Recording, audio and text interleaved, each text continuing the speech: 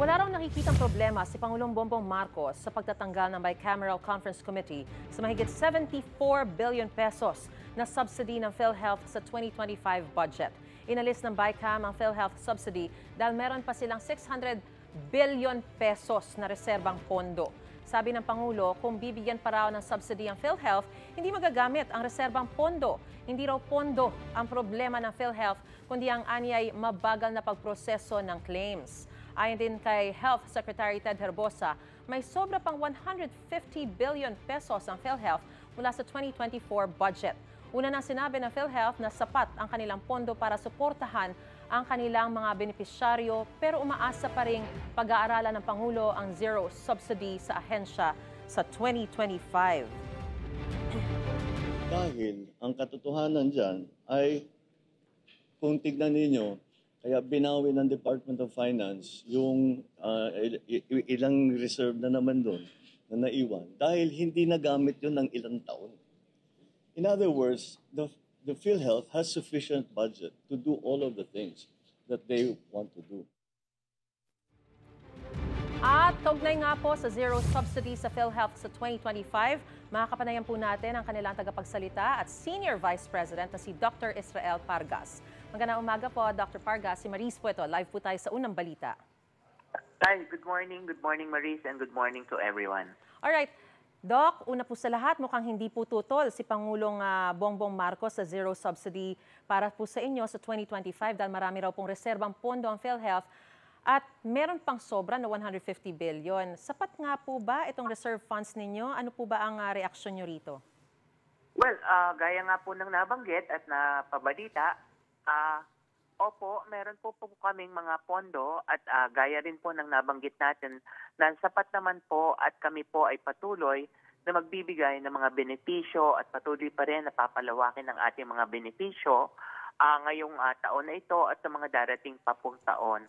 So, gaya po ng nabanggit din sa mga balita, meron nga daw po kaming mga excess funds and the Bicameral Conference Committee expects that we will use all these funds bago po nila madagdagan pa or kung bibigyan pa po nila in the next succeeding years.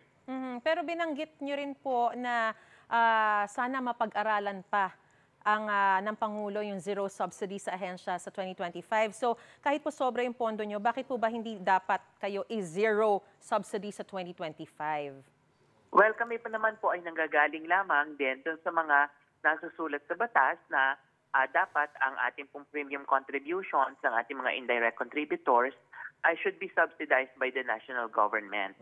So yun po ay mga nasusulat din sa batas. Subalit kami naman ay naniniwala rin na ito ay alam ng ating mga lawmakers, ng ating kongreso, at kami po ay we respect the decision of the bicameral and of course the President. And if this again will be signed into law, then of course the corporation will adjust and will adopt, and surely we will provide all the benefits intended for our members. So binabanggit nyo nga po na ibibigay lahat ng mga benefits para sa mga members. So sigurado po na yung mga benefit packages, mga gamot ng PhilHealth member, hindi po maapektuhan. Kasi yung karaniwang pong reklamo, parang kapag halimbawa nagkasakit, parang ang liit-liit lang daw po nung naibibigay na tulong ng PhilHealth para sa mga may sakit.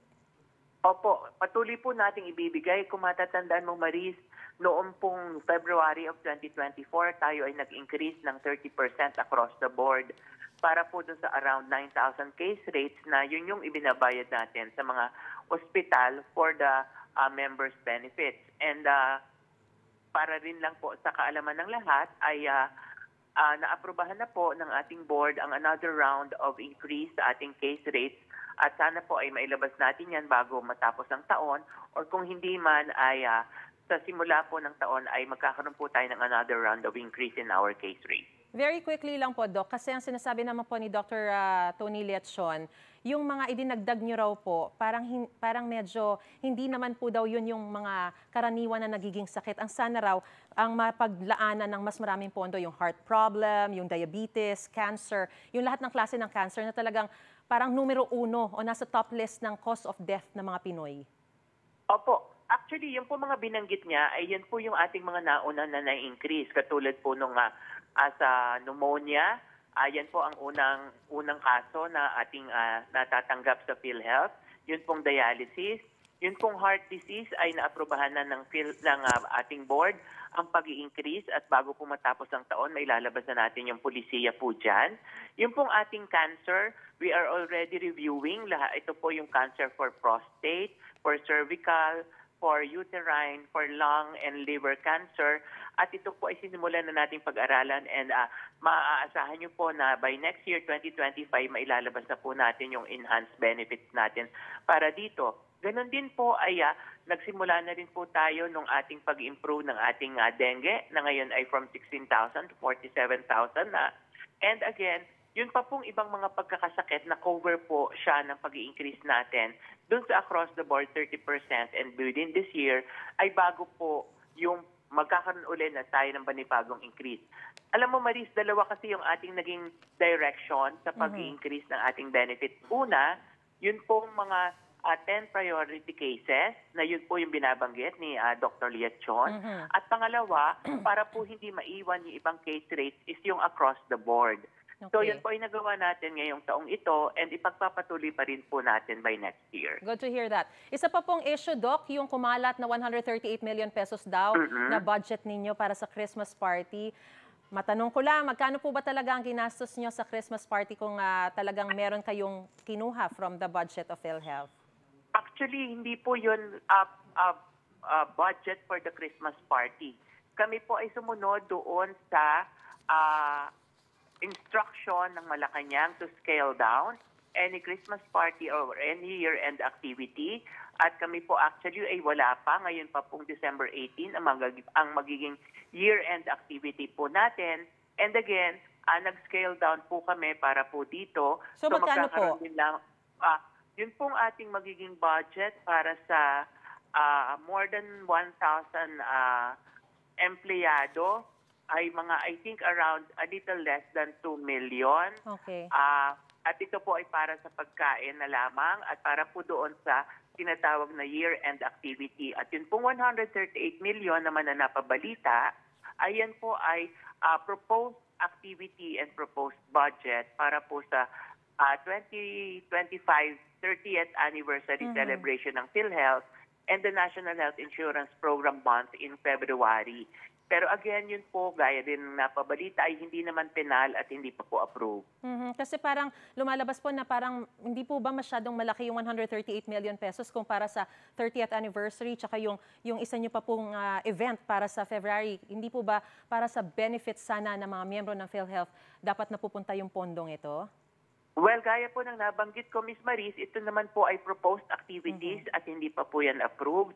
And this will be covering the whole Philippines, kasama po ang ating head office, kasama po yung 17 regional offices, and more than 100 plus local health insurance offices.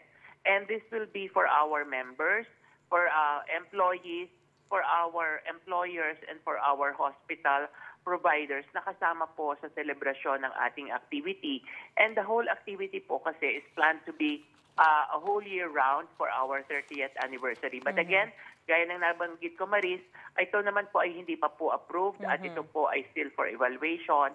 And siguro kung ano man ang magiging kalabasan po nito, ito'y malalaman din ninyo. Alright, patuloy po kaming makikibalita sa inyo. Marami pong salamat sa inyong panahon. Dr. Yes, Israel thank you. Pargas, tagapagsalita at Thank Senior you. Vice President ng PhilHealth. Merry Christmas po sa inyo. Thank you, Maris, and Merry Christmas. Para sa mga nag-iisip na ng kanilang ihahanda sa Pasko, pagplanuhan na po yan ng maigi, lalo't tumaas na ang presyo ng mga karne. Live sa Maynila, may unang balita, James Agustin. James. Ivan, good morning. Aba, kompleto na ba yung listahan ng mga kapuso natin, ng mga panghanda nila sa darating sa Noche Buena? Kung hindi pa, ngayon pa lamang po ay tumaas na yung presyo ng mga binebentang manok, karneng baka at baboy.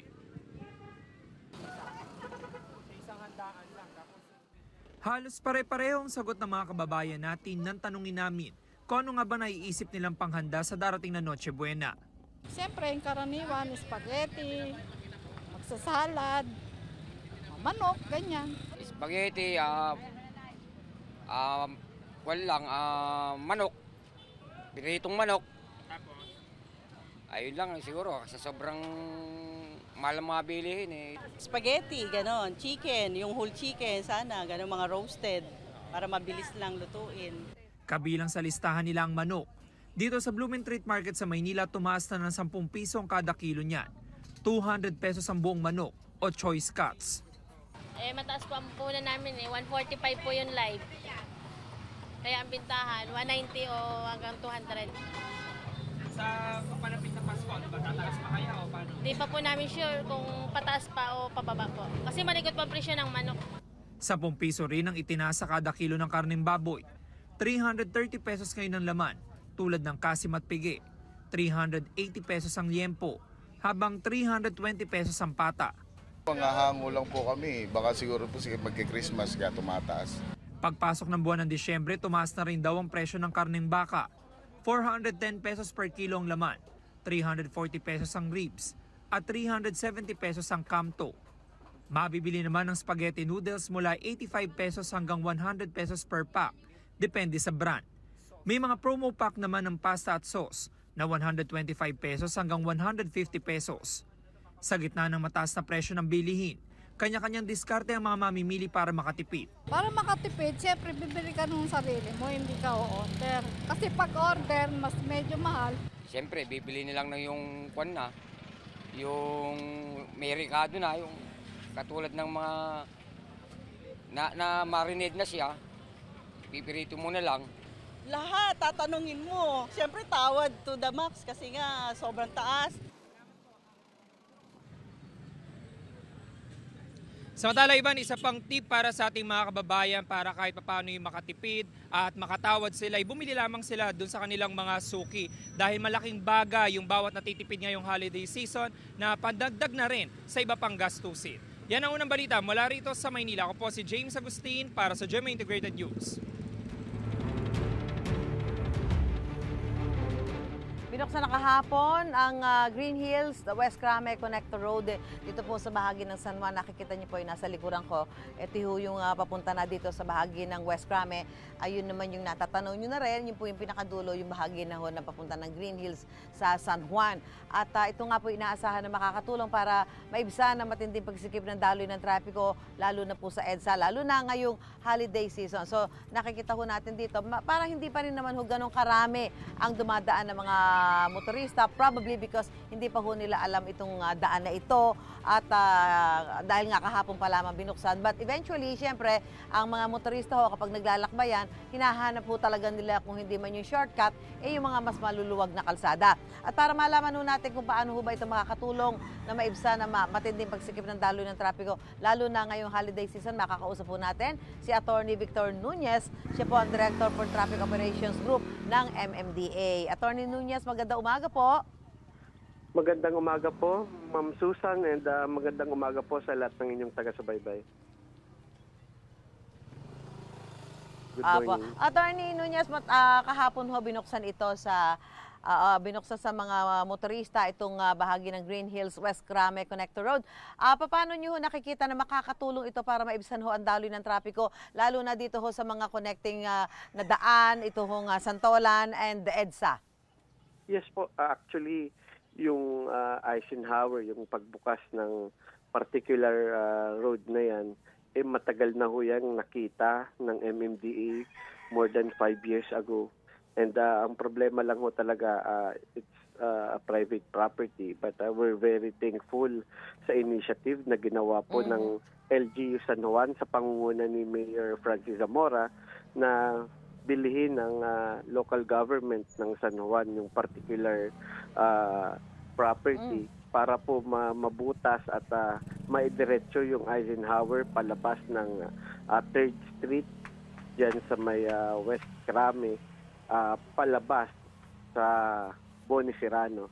So napakalaki pong bagay na magawa ng alternatibong ruta from Quezon City papunta ho dyan sa Green Hills at pwede rin yung palabas coming from San Juan going to Quezon City. Hindi na ho sila iikot. Usually, dadan ka pa sa EDSA, Annapolis, or dadan ka ng Ortigas going to Green Hills. But now, sa pagbubukas po at nung nabutas na yung street, yung Eisenhower going to 3rd Street sa West Crame, talaga hong napakaganda ng maitutulong niyan. And it was also included as bagong mabuhay lane. So, kailangan nating i-maintain yung road na yan free from obstructions because definitely marami yung gagamit at makikinabang sa pagbubukas ng particular road na yan. Apo. Attorney Nunez, so nasabi nyo nga ho na siyempre magiging busy ho ito dahil ito ay mapapabilang na sa mabuhay lanes, pero nakita natin ako medyo marami hong mga bahay dito, marami mga negosyo along the street, di ba? So paano ho ang plano natin dito to make sure na magiging maluwag ho ito at magiging kaaya-aya ang pagdaan dito ng mga motorista considering na gagawin ho natin ito o kasama ho ito sa mga magiging isa sa mabuhay lanes? Yes po, Ma'am Susan, sa pag-uusap po ni Mayor Francis Zamora at ni Chairman Don Artes kahapon nung binuksan po yan, nag-usap po sila na maglalagay pa kami ng maraming signages at pag-aaralan yung traffic management plan dyan para mas maingganyo natin yung maraming kababayan na gumamit ng alternatibong rutang yan at siguro kailangan rin yung public information dissemination para mas marami pang makaalam sa bagong road na ito that would link Quezon City and San Juan, especially going to and coming from Green Hills.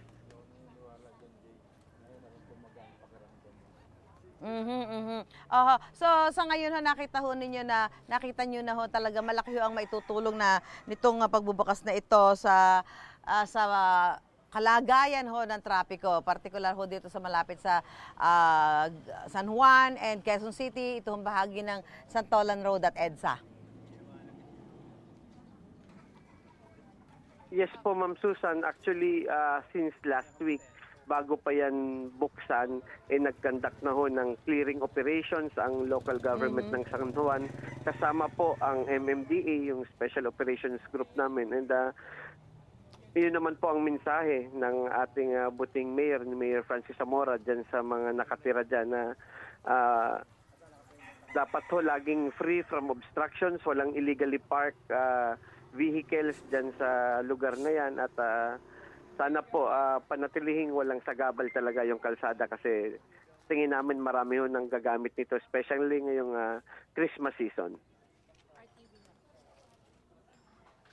So sana nga po talaga maging laging maging maayos yung pagdaan ng mga sasakyan ho dito dahil sabi nga considering na ito ho ay maraming mga bahay dito, no?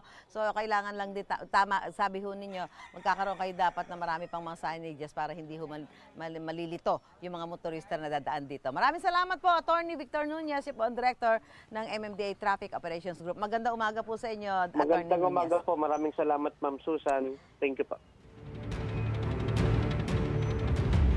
Salamat po. Samantala, nakalerto ang iba't ibang ilang ospital sa bansa para po sa inaasahang pagdami ng mga mabibiktima ng paputok ngayong Pasko at Bagong Taon. At live mula sa Cebu City, may unang balita si Alan Domingo ng GMA Regional TV. Alan? Yes, Susan, may paalala ang ahinsya para makaiwas sa sakit at iba pang mga sakuna na may kaugnayan sa mga aktibidad sa mga panahong ito. Kaliwat kanan ang mga Christmas party kung saan unlimited ang mga pagkain, kabilang na ang paboritong lechon at mga matatamis na pagkain.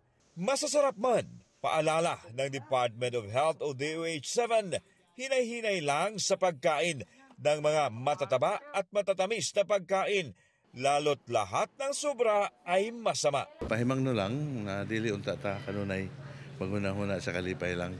Kaya ang Pasko dapat ato manghuna-hunaon nga mag-enjoy ta, pero sa pag-enjoy nato ato sang hunahunahon nga likayan sab nato ang mga risgo diha sa sobra nga pagkaon, sobra nga bilar, sobra nato nga suroy-suroy. Ayon kay Dr. Jaime Bernadas, Regional Director ng DOH-7, ipinatutupad na ang Code White sa lahat ng healthcare facilities para sa Pasko at Bagong Taon. Pagka Christmas season, holiday season, kanunay gina nga naka-Code White ng atong mga health facilities. Dili lang pagpangandam, tungod kay daghan ang mga aktibidades, daghan ang mga preparasyon sa mga buhaton aron in kaso na i-responde, makaresponde atong mga tambalanan. Pinaghahandaan din ng ahensya ang posibleng pagdami ng mga mapuputukan na mga firecrackers. Target ng DOH ang zero firecracker-related incidents, kabilang na ang strip bullet case sa rehiyon. Nakatakdang maglabas ng executive order sa Cebu City Mayor Raymond Alvin Garcia sa mga barangay na maglaan ng firecracker zone. Doon lang pwedeng magpapaputok sa Pasko at Bagong Taon. Ang gusto ko na designated area per barangay para sa pagbuto ng firecrackers. And then open space, open basketball court, or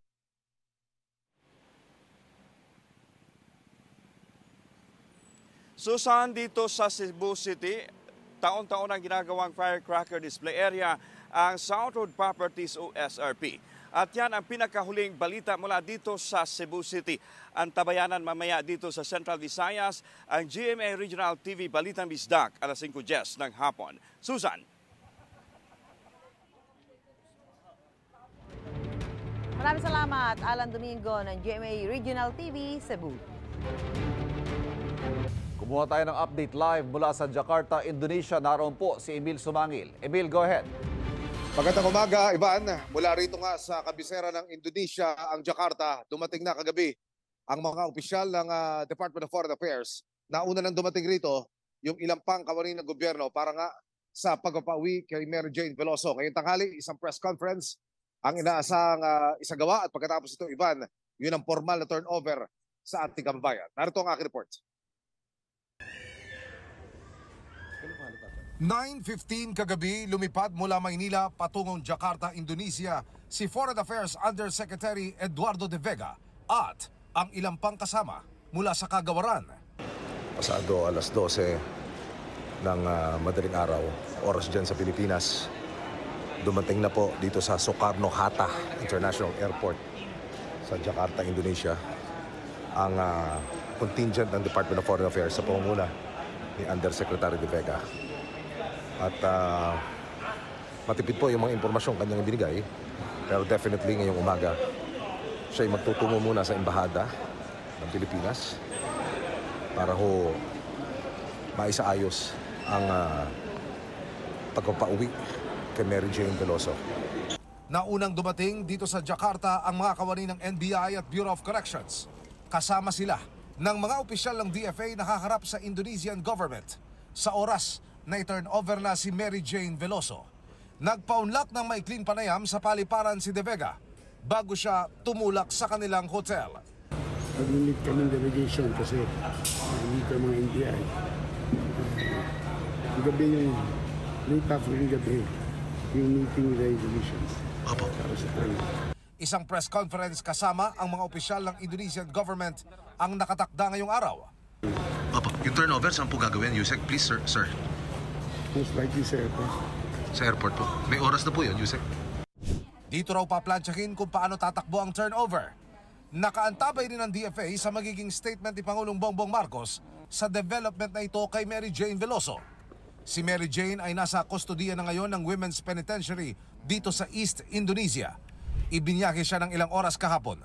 Bukas na madaling araw, Miyerkules oras dyan sa Pilipinas. Inaasahan ang pagdating ni Mary Jane.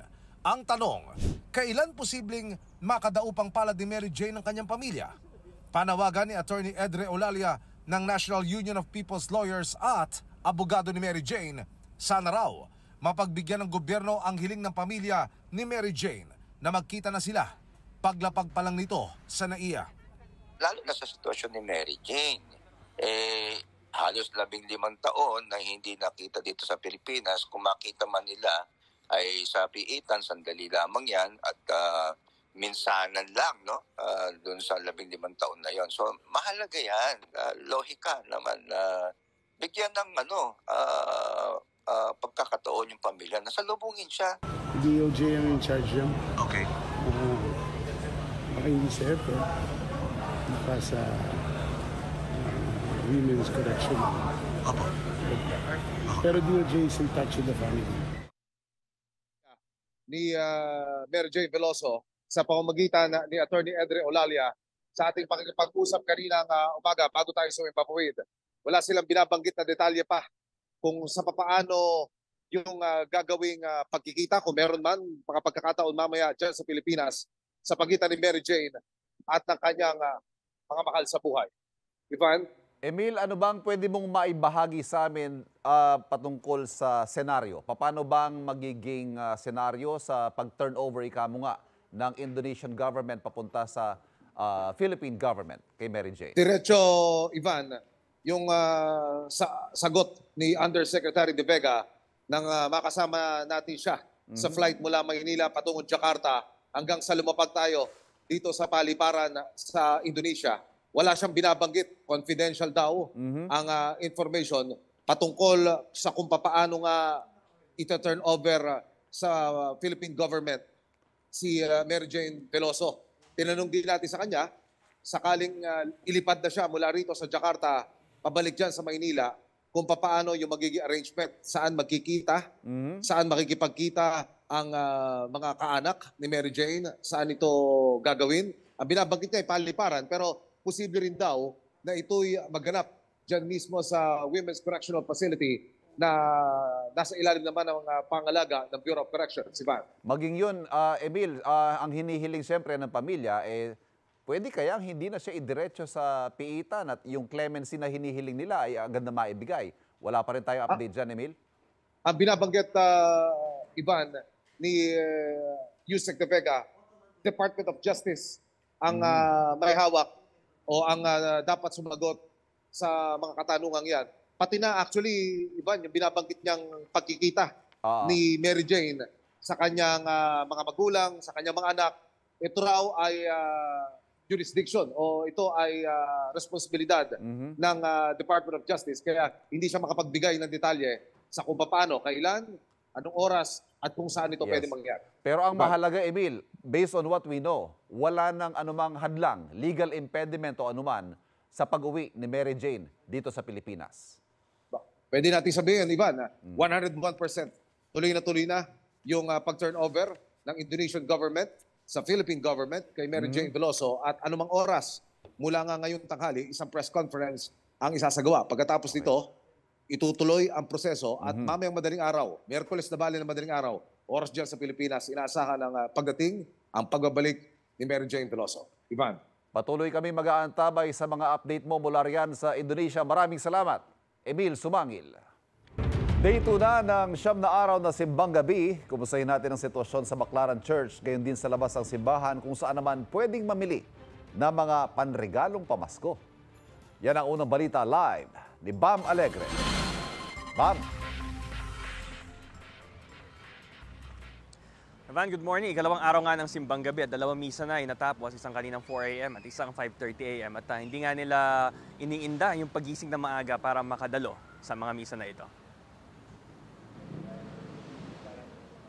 Pinagbihis na ni Marivic Jolola ang kanyang mga anak ng school uniform para pagkatapos magsimbang gabi sa National Shrine of Our Mother of Perpetual Help o Baclaran Church, diretso na silang papasok sa paaralan.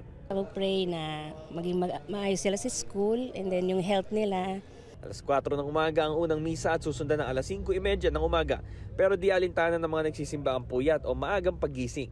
Si Erwin Litan, nagbisikleta mula Pasay para makinig ng mabuting balita ng Panginoon. Gusto ko lang pong maramdaman yung ng Pasko, pati po yung ng Panginoon Diyos. Sa labas sa simbahan, naghihintay ang maraming stall, pwedeng para sa food trip, mga religious souvenir, o kaya mga panregalong damit na nakapromo. 2 for 180 pesos sa mga t-shirt at 4 for 180 pesos naman para sa shorts. Medyo okay naman po, kahit paano nakakabawi naman.